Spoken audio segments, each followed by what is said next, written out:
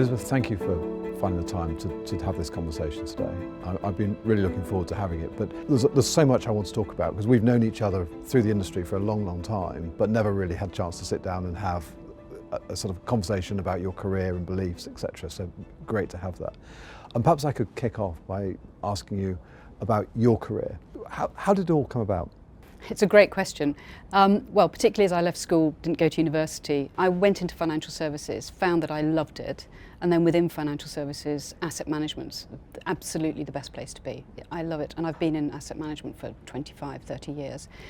I learnt in myself that I like working for large global companies. I find global complexity, different cultures really important. So essentially I just followed my nose, frankly, and worked hard to make those transitions into roles that I felt I could do that were always a bit of a stretch, and ended up as CEO of a global asset management company. I stepped down February 2016, and that's when I started the plural career, going on to different boards, learning a very different side of how capital markets work and how public companies work. Well, how on earth did you find the time to write 5 best-selling novels along the way? I wish they were best-selling, Peter. Thank you. That's very kind, but they do sell, which is good. I just found the time in the margins, really, but at weekends, holidays, things like that, and started and now can't stop. Extraordinary. I'd love to hear about your early priorities in this role.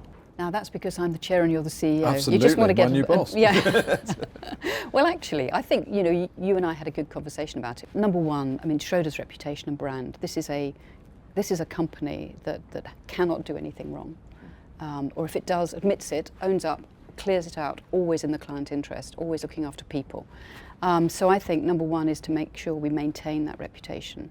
For quality, for value, and for focus on clients and people. I think secondly, for the industry, sustainability is going to go through quite a complex stage of evolution with the energy crisis, with the dreadful events in Ukraine. There are so many shocks to the system. Thinking about sustainability and ESG in the current world is very, very different from what it was last year. So spending time with you and colleagues, understanding how Schroders is navigating that, I think is going to be interesting. Third thing we've talked about a lot is people. Everybody says it's a cliche, but we are a people business. And one of the things I've loved on joining Schroders is the quality of the people. Kindness is one of the words that comes to mind, as well as professionalism. You can go into organisations that are very professional, very austere, but here there's a degree of kindness and generosity. You've seen the industry change as much as anybody. Perceptions on how it's changing and where it's going from here? Oh, and it's changing dramatically. First of all, we've got complex regulation around the world, and I take my hat off to all those colleagues who make sure that Schroders understands the regulations in every part of the world, because we've got such a reputation. We always want to be at the top of our game, and that's a license to operate, frankly, literally these days. The second thing I think has changed for the better is the focus on clients, on value for clients, the importance of knowing your customer. That's all key. That was always important for me, but it's good to see that reinforced as an industry norm. Third thing is obviously much more complicated. The investment opportunities are broader, and one of the things you've done, Peter, here is diversify. The core asset management business is essential, but then moving into private asset solutions, wealth management for individuals is so key. It's almost like the perfect playbook for what an active asset manager should do, frankly. Well, it does give us a position where our confidence in growth is so much higher than it could be in any other firm. I think that's right, and of course one of the things we do have to get right is making sure all the acquisitions we've made, that people from those firms feel comfortable in Schroders, feel settled, and that we are doing what we said we would do in terms of bringing those products to clients around the world. The other thing clearly is markets are very difficult at the moment, and there's a lot of pain out there, and getting that balance between being really successful in the long term, but making sure that we're alive to short-term issues is going to be another tricky navigation for this year. Yes, absolutely. Well, you and I, we've been in the industry long enough to have been through some horrendous markets, and what you know is that you come through them. There used to be a belief it was always a reversion to the norm. I think we've seen sea changes, whether it's the effect of carbon pricing going through the markets, whether you can see the end of quantitative easing. You can see changes to, a bull run in bonds have really shifted. So there are major shifts happening now that haven't happened in the last 20 years. And I think it's organisations with good people, excellent systems, and really, really strong focus on the long term will come through this.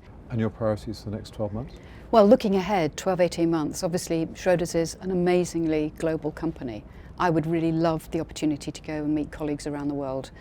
Individual cultures, individual business practices are unique, and understanding those and meeting the teams, looking after clients and looking after assets, I'd really love to do that as much as I can. I have to say, after 2 years of coronavirus being stuck, it would Yeah. be so nice to get travelling again. Wouldn't I it think just? finally the world is opening up, which is a great Yeah. opportunity, because there's so much good stuff going on overseas. I Yeah. think giving you exposure to that would be fantastic. I'm really looking forward to that aspect of this role. Do you have any advice for people developing their careers?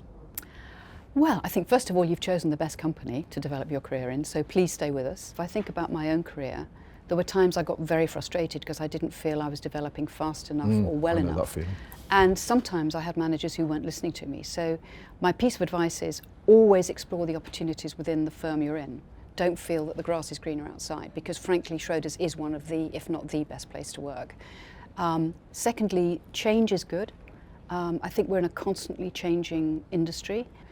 Those people who continuously learn, are curious, are constantly wishing to improve their skills is really important.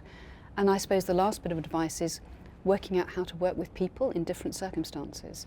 You know, because if you are going to be developing your career, you'll establish great working relationships and then you might move on to a new place. That ability to be part of a team early and work within a team in a very adaptable manner, I think is very good.